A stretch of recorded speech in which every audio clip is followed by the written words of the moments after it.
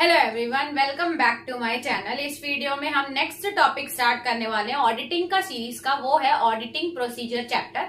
Auditing process chapter हमने cover कर लिया था। इस वीडियो में हम ऑडिटिंग प्रोसीजर पढ़ेंगे। ऑडिटिंग प्रोसीजर को हम ऑडिट सिस्टम भी बोलते हैं, तो आप कंफ्यूज मत होना। ऑडिट सिस्टम, ऑडिट प्रोसीजर दोनों सेम थिंग है। तो चलिए स्टार्ट करते हैं। देखिए, इसके दो पार्ट बनेंगे। अभी इस वीडियो में ऑडिटिंग प्रोसीजर है क्या और एक ऑडिटर को ऑडिट करते समय क्या क्या चीजें ध्यान में रखनी चाहिए वो डिस्कस करेंगे। बाकी ऑडिट करते टाइम क्या क्या स्टेप्स होते हैं वो नेक्स्ट वीडियो में मैं डिस्कस करूंगी, क्योंकि ये वीडियो थोड़ी बड़ी हो जाती है इसीलिए। तो चलिए स्टार्ट करते हैं, जानते हैं ऑडिट सिस्टम होता क्या है। अभी जब हम ऑडिट प्रोसेस पढ़ रहे थे तो ऑडिट प्रोसेस में हमने ये देखा कि एक ऑडिटर ऑडिट करने से पहले क्या क्या चीजें करता है।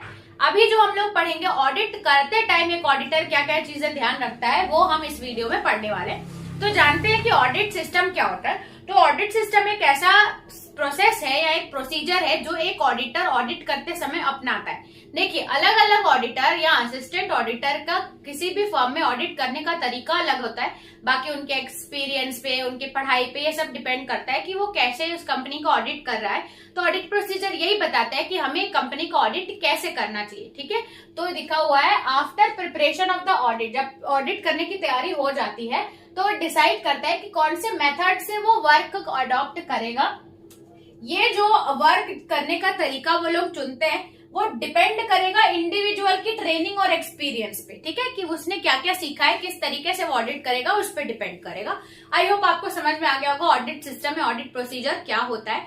अब हम लोग इंपॉर्टेंट चीज में पढ़ते हैं, वो ये है कि ऑडिट करते समय एक ऑडिटर को क्या क्या चीजें ध्यान में रखनी चाहिए या क्या क्या स्टेप्स फॉलो करने चाहिए, कि जो स्टेप्स है वो टेकन केयर ऑफ या उनको क्या क्या करना चाहिए। तो सबसे पहले क्या करो कि जब भी सिस्टम के साथ एक ऑडिटर एंट्रीज मिलाता है तो वो ये जो भी वाउचर होते हैं, बिल होते हैं, बिल के साथ वो मैच करता जाता है। तो वो बिल एंट्री मैच हो गई है, उसके लिए वो बिल में टिक लगाता है। तो जनरली बोला जाता है कि हमें टिक यूज करना चाहिए, पेन यूज करनी चाहिए, टिक करें। जो जो बिल्स हम मिलाते जा रहे हैं एंट्री से, उसको टिक करते जाओ। इसमें कुछ 3 गाइडलाइंस भी है। पहला कि जो भी हम टिक यूज करते हैं ये हमको उनके क्लाइंट स्टाफ को नहीं बताना है, ये ऑडिट स्टाफ तक ही रहेगा।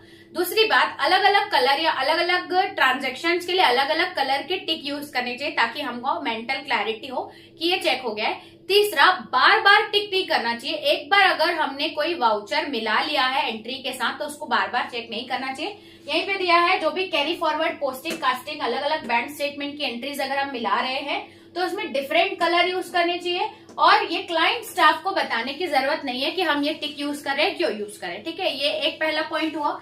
दूसरा दिया हुआ है कि देखो, हर एक ऑर्गेनाइजेशन में अलग अलग सेक्शन होता है। परचेज होता है, बैंक स्टेटमेंट होता है, इन्वेंट्री होता है, स्टॉक्स होता है। उनको मिलाने में बहुत ज्यादा समय लगता है। तो इसीलिए पहले से बोला जाता है कि हम कुछ सर्टेन टाइम एलोकेट कर दें कि हमें 2 दिन के अंदर परचेज की एंट्री चेक करनी है, 2 दिन के अंदर सेल्स की एंट्री चेक करनी है।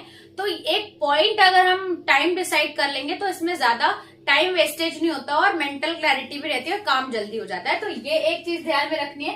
तीसरा है कि हमने ऑडिट नोटबुक पढ़ा है लास्ट की वीडियो में, तो थर्ड पॉइंट ये बोला है जितने भी इंपॉर्टेंट बैलेंस है, ट्रांजैक्शंस है, इसको हम लोग को ऑडिट नोटबुक में लिख लेना चाहिए। ठीक है, ये सारे स्टेप्स वो हैं जो एक ऑडिटर को ऑडिट करते समय याद रखने चाहिए। फोर्थ पॉइंट ये है कि एक ट्रांजैक्शन में बहुत सारे वाउचर्स होते हैं। ठीक है, तो वो वाउचर एक ऑडिट स्टाफ अगर चेक करेगा तो बहुत ज्यादा समय लगेगा। तो एक्चुअल में वाउचिंग करते टाइम 2 ऑडिट स्टाफ को बैठना चाहिए ताकि गलती भी कम हो और जो जल्दी भी हो जाए। तो लिखा है vouching should be done by audit clerk, 2 audit clerks together. एक साथ करेंगे तो एक जन बैलेंस बताता जाएगा और एक जन मैच करते जाएगा। 5वां स्टेप ये है कि ऑडिटर को किसी भी तरह का जो फिगर है जो पेंसिल से लिखा हो उसको एक्सेप्ट नहीं करना है। कोई भी अगर बिल है, उस बिल में पेंसिल से 7,8,8,000 ये सब लिखा है, उसको एक्सेप्ट नहीं करेंगे। सारे फिगर इंक से लिखे होने चाहिए तो ही वो वैल्यू में लिए जाएंगे, अदरवाइज एक ऑडिटर को पेंसिल से लिखे हुए फिगर्स नहीं लेने चाहिए। फिर दिया है लास्ट पॉइंट, अगर कोई स्मॉल बिजनेस है तो ऑडिटर सीधा बैलेंस। देखो, अलग अलग टाइप के ऑर्गेनाइजेशन होते हैं और उस हिसाब से ऑडिटर का ऑडिट करने का तरीका भी बदलता है। अगर स्मॉल ऑर्गेनाइजेशन है तो एक ऑडिटर को सिर्फ बैलेंस पूछना है, बैलेंस मिलाना है और आगे बढ़ते जाना है। इस तरीके से ऑडिट जल्दी हो जाएगा। ठीक है, तो ये कुछ पॉइंट्स थे जो एक ऑडिट करते टाइम ऑडिटर को ध्यान में रखने चाहिए। ये जनरली क्वेश्चन आता है, 8 नंबर का आएगा, ये पूछ सकता है। तो आप इतना कंटेंट लिखेंगे सफिशियंट है।